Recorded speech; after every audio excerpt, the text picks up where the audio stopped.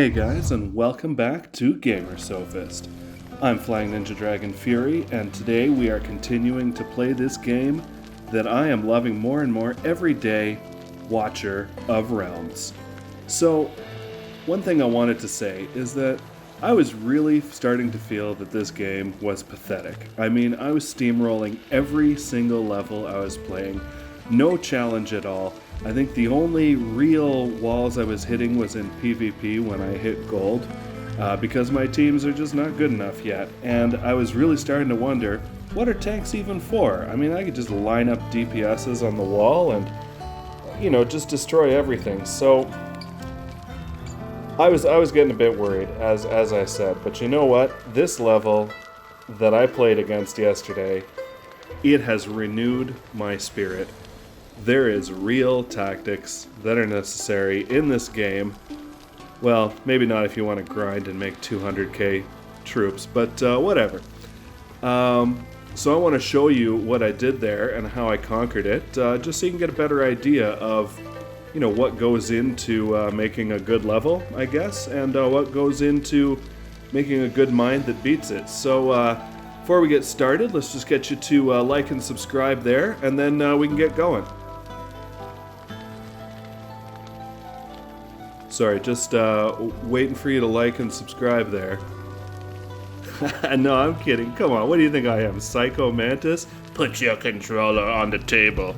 No. Alright, let's go. So, this was in this place, the Spectral Rift, which kind of seems like a side level, and, I got through the stages. They were really weird because they had real limitations on where to position your troops, and I was like, okay, but I'm looking for that summoning stone at the end. I can taste it, so I kept going through it, and then I got to this last level, and holy jeez, let me just tell you, this thing absolutely kicked my ass.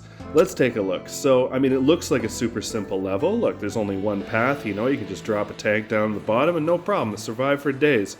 You even got little boards there so that you can get a whole army of guys and even a healer.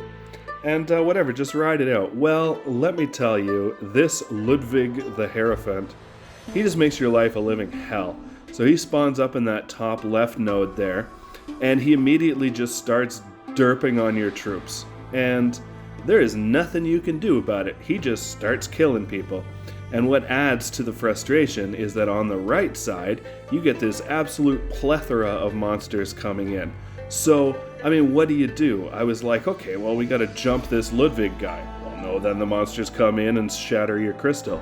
Well, let's just ignore him and try and wipe out the monsters, and eventually he'll walk towards us and come into our web of death. Well, that doesn't work either, because you know why? He is so efficient at annihilating troops, even from across the map, it just doesn't work.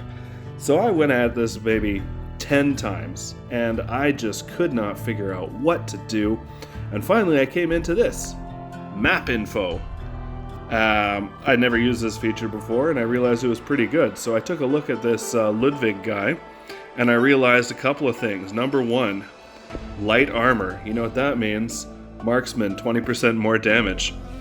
Another one, so this life leeching continuously steals HP from the last deployed hero. Wait a minute, the last deployed hero? So that means I can dump a bunch of DPS and then dump a tank, and then he'll be life leeching the tank and the DPS can clean up. Okay, so I got a strategy now. I'm going to use something to hold off the stuff on the right, and there is nobody better for that job than Professor Meltyface. And then on the left there, I'm going to get an army together that can wipe this guy out before he destroys everything. So it seemed like a good plan, and I went ahead for it. So one cool thing about this game is it actually lets you view battles you did before in a weird way through autofight. So we're going to go ahead and do that, and we can see what exactly happened here. The only thing is it goes in ×2, so maybe my commentary skills may not be fast enough. So, what I do here, I put Meltyface over on the right, I remember that. And look, our guy Ludwig shows up right away here. But look at this, I mean, this guy is an absolute monster. I really, really love him. He can just kill everything. Like, look at the work he's doing on these guys. So here we go. I dump my archer down there and then drop a tank right away so that he's going to be working on the tank instead of the archer, which is exactly what happened. Then I go for the second archer, and boom, easy, he's done. Okay, so level in the bag, right? Well, you would think so, but that doesn't always happen. So I retreat my one archer, and then the other one I leave her up because she can shoot across the whole screen, so no problem, right? Get some stuff going down here. And wow, this is the next thing. These bloody archers, when they spawn in threes, they are super annoying. Look at that. They're just creaming my guys. So now, look, we got these crazy Cthulian monsters coming. You know, I'm getting absolutely desperate here. What do? I've got my tank down there, and she is an absolute lifesaver. She can hold off things forever. Putting healers down, you know, doing this. Now, like, look at this. This is classic gameplay, tank with DPS, but like, I'm sweating here because there are a hell of a lot of enemies and they are really strong. Like, I really did wonder at one point if I should go back and level my guys up, but you know what, like the suggested BP for this level was 88,000 and my A team here is at like 102, so I was like, I am not going to be that coward that just goes back and you know, levels up so that he can clear an area. No, I'm going to figure this out. So as we see, I've got it figured out. If it wasn't for these stupid archers, you know, then everything would be absolutely fine. I've also got Leonardo DiCaprio down there in the bottom right. He's standing behind the tank. I actually thought he was a bit underwhelming when I started leveling him up, but now I realize he actually saved my ass in this level, to be honest with you. Now, let's see if we can replicate this, because a really weird thing happened to me in testing, and that was I wasn't able to win the auto battles, even though I won the real battle. I didn't think that was a thing, but apparently it is. Though, actually, it looks a little bit better now.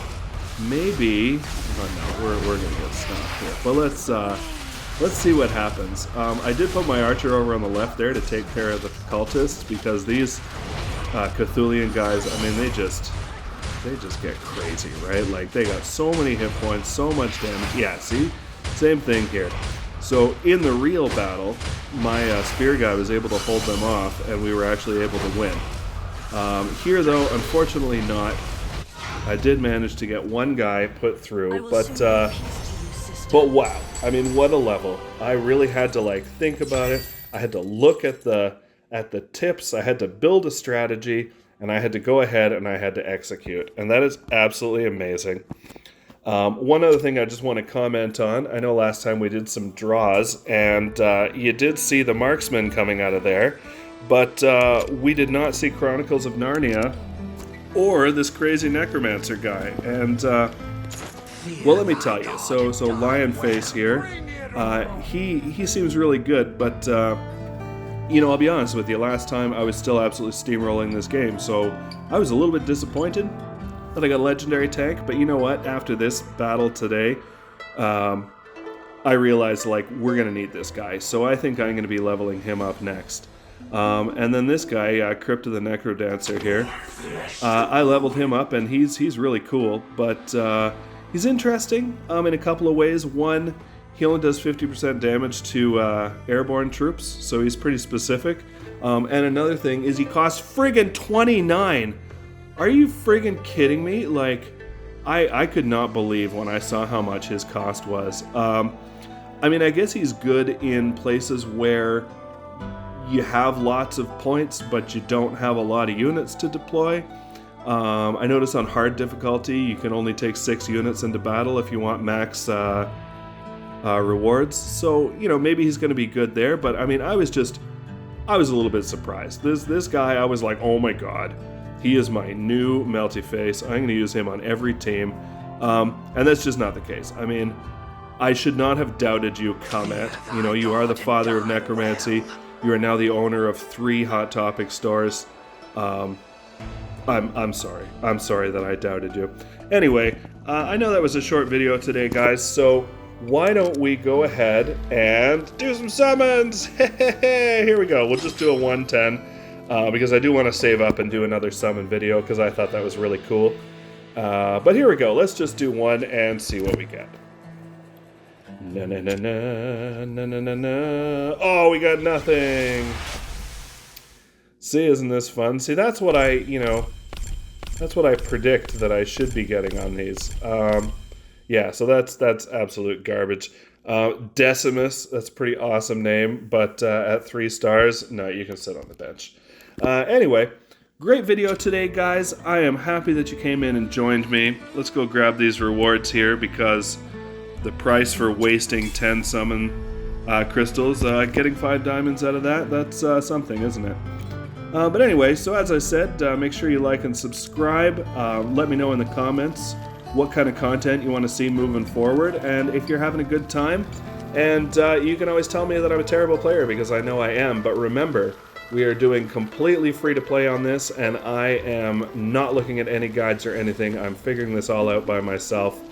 So try not to spoil me too bad, but if I'm playing with any troops that absolutely suck, please let me know. And in the meantime, I just have to say, keep on making those 180 IQ plays, because that's what Dante would do if he was a gamer.